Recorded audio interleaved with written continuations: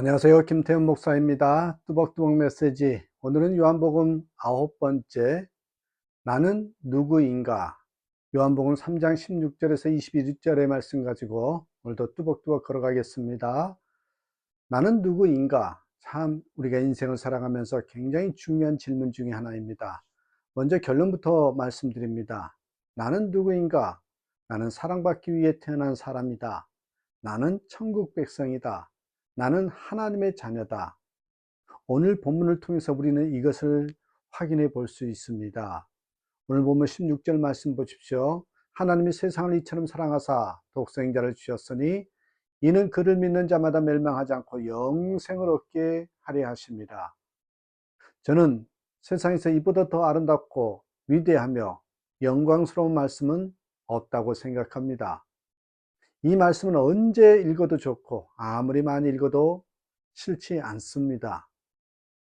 읽으면 읽을수록, 들으면 들을수록 우리로 하여금 하나님의 사랑을 더 깊이 느끼게 만듭니다. 내가 누구인지를 알게 하는 내용이라 더욱 좋습니다. 하나님은 이 짧은 한 절 말씀 속에 우리를 향한 하나님의 자신의 사랑을 다 드러내셨습니다. 자, 그러면 하나님이 세상을 이처럼 사랑하셨다 하셨는데, 여기서 이처럼 사랑하셨다라는 것은 무엇을 의미하는 것일까요? 두 가지 중요한 의미가 있는데, 첫 번째, 이와 같은 방법으로라는 그런 사랑의 방법을 의미합니다. 구약에서는 짐승을 잡아서 피를 제단에 뿌림으로써 죄를 사함받을 수 있습니다. 그러나 이제 제사의 방법은 이 제사를 드린 자만이 죄를 용서받을 수 있는 제한적인 것이었거든요. 그런데 하나님은 모든 인간을 다 속죄하시기 위해서 이제 방법이 예수님을 보내신 것밖에 없었어요. 그래서 예수님을 유월절 양같이 제물로 삼으셔서 십자가에서 피 흘려 죽게 하셨습니다. 이 방법은 인간으로서는 상상할 수도 없는 방법이지만, 그러나 이 방법 외에는 죄인인 인간이 구원받을 수 있는 방법이 없습니다. 그래서 예수님을 십자가에 내어 주신 것입니다. 여기서 주셨다, 에도켄이라는 단어인데 보냈다가 아닙니다. 내어 주셨다, 내어 주셨다라는 의미입니다. 하나님은 단순히 독생자 예수 그리스도를 이 땅에 거처를 옮기게 하신 것이 아니라 의도적으로 대속의 제물로 십자가에 내어 주셨다는 것입니다. 그리고 또 하나, 이처럼이라는 의미는 이만큼 그런 사랑의 정도를 나타냅니다. 하나님께서는 독생자를 십자가에 대속의 제물로 삼으실 만큼 우리를 사랑하신다는 겁니다. 이처럼 사랑하사, 바로 하나님 아버지의 그 사랑의 가장 큰 표현입니다. 하나님은 우리를 이만큼 사랑하셨기에 당신의 독생자 예수 그리스도를 우리에게 주셨습니다. 십자가는 인류를 향한 하나님의 사랑의 최고봉입니다. 십자가는 우리를 향하신 사랑의 절정입니다. 여러분, 하나님께서 이처럼 고통스러운 십자가에 예수님을 내어주신 이유가 무엇입니까? 오늘 보면 17절에 하나님께서 독생자이신 예수 그리스도를 주신 이유를 분명히 가르쳐 주고 있어요. 하나님이 그 아들을 세상에 보내신 것은 세상을 심판하려 하심이 아니요 그로 말미암아 세상이 구원을 받게 하려 하심이라. 이 말씀을 보면 하나님께서 독생자이신 예수 그리스도를 주신 목적이 분명합니다. 그것은 이 땅에 있는 모든 인간이 예수 그리스도를 통하여 죄악 가운데 구원을 받고 영원한 생명을 누리게 하시기 위함입니다. 성경은 인생의 짧음과 죽음 이후에 영원한 생명에 관하여 말씀하고 있습니다. 인생은 자기를 향하여 달려오는 죽음을 피할 수 없습니다. 성경은 우리의 삶이 잠깐 보이다 없어질 안개와 같다고 했습니다. 인생은 누구나 죽음의 밤을 맞이하게 됩니다. 육신의 장막이 무너질 때가 옵니다. 세상에서의 나그네 생활이 끝나는 날이 반드시 있습니다. 하나님께서는 예수님을 보내시는 것은 우리를 살리려 하심이라고 했습니다. 예수님을 믿고 의지하는 자는 결코 죽지 않는다는 것입니다. 물론 육적으로는 죽음을 맞이하겠지만 그 이후에는 영원히 변하지 않는 천국에서 영원한 생명을 누리게 되는 것입니다. 민족의 지도자였던 월남 이상재 선생님은요, 독립운동가였지만 신실한 그리스도인입니다. 하루는 어떤 청년이 그에게 이런 질문을 했대요. 선생님, 신문에 보니까 영국 수상 처칠은 100세를 누릴 수 있다고 장담하고, 또 어떤 사람은 자기가 120세는 누릴 수 있을 것이라 장담합니다.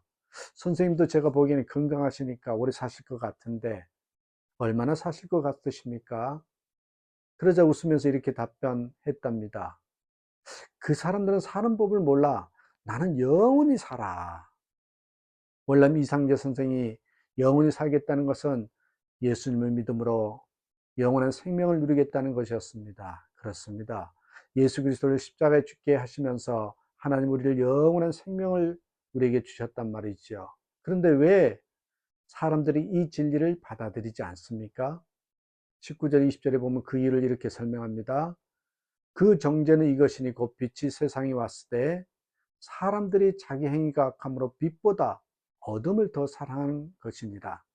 악을 행하는 자마다 빛은 미워하여 빛으로 오지 아니하나니 이는 그 행위가 드러날까 함이요. 왜 사람들이 받아들이지 않는다고 했습니까? 자기 행위가 악함으로 빛보다 어둠을 더 사랑한 까닭이라고. 죄는 밝은 빛을 싫어합니다. 왜요? 자신의 모습이 드러나기 때문이지요. 자기 행위가 악함으로 이 빛 가운데로 나아가면 그 죄가 적나라하게 드러나게 됩니다. 그러므로 그것이 싫어서 그냥 어둠 가운데 머물러 있으려 하는 것입니다. 여러분, 어떤 사람이 빨리 병이 났습니까? 자기 병을 의사에게 다 드러내놓은 사람입니다.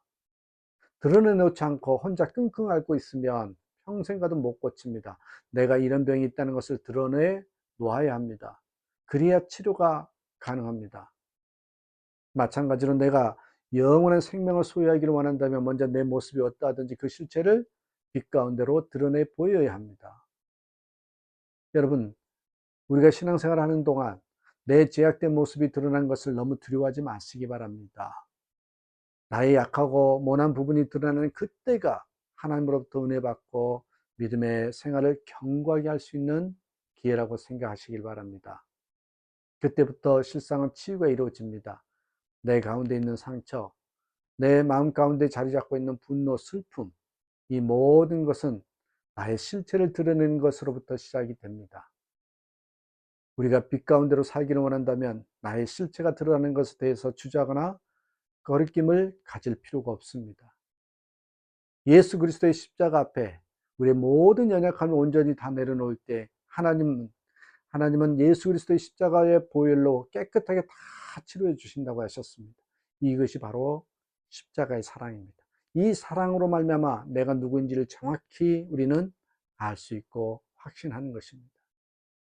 십자가는 우리를 향하신 하나님 사랑의 확증이지 않나요? 유명한 스위스의 신학자였던 칼 바르트, 그가 미국을 방문하던 날 수많은 기자들이 그를 인터뷰하기 위해서 찾아왔더래요. 그리고 이런 질문을 던집니다. 당신이 평생 동안 신학을 연구하고 세계적인 신학자가 되면서 당신이 발견한 가장 위대한 당신의 신학은 무엇입니까? 이때 이 세계 위대한 신학자들은, 이 신학자는 세계 위대한 신학자는 뜻밖의 너무나도 단순한 말을 해서 기자들을 놀라게 했어요. 그 발견이 뭐냐면 하나님은 나를 사랑하셨습니다. 성경에 그것이 기록되어 있다는 사실이 내가 발견한 가장 놀라운 사실입니다. 그렇습니다. 하나님 우리를 사랑하신다는 사실을 발견하는 것보다 더 위대한 발견은 우리에게 없습니다. 하나님께서 우리에게 주신 이 성경에서 하나님의 사랑을 발견한 것이야말로 가장 위대한 발견입니다. 아무리 성경을 많이 읽고 열심히 공부하고 깊이 연구했어도 이 하나님의 사랑을 발견하지 못했다면 헛수고입니다. 만약 우리가 구약 39권, 신약 27권, 총 66권의 성경을 요약하고 또 요약하고 계속해서 요약하고 엑기스만 먹는다면 마지막에 남는 것은 하나님의 사랑입니다. 하나님의 사랑을 확증한 사람은 나는 누구인가에 대해서 분명하게 정의를 내릴 수가 있습니다. 나는 하나님의 사랑받기 위해 태어난 사람이다. 하나님의 자녀다. 천국 백성이다.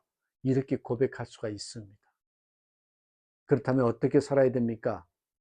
우리는요, 당당하게 살아야 됩니다. 여러분, 하나님 자녀답게 멋지게 살아야 됩니다.